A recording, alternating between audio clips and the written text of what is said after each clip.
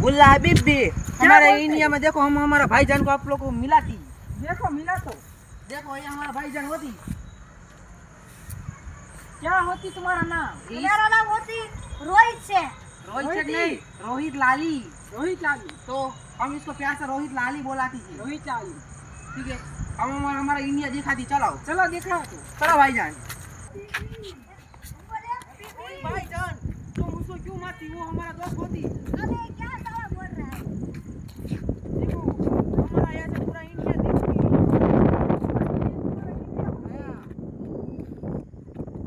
देखो ये हमारा इंडिया होती।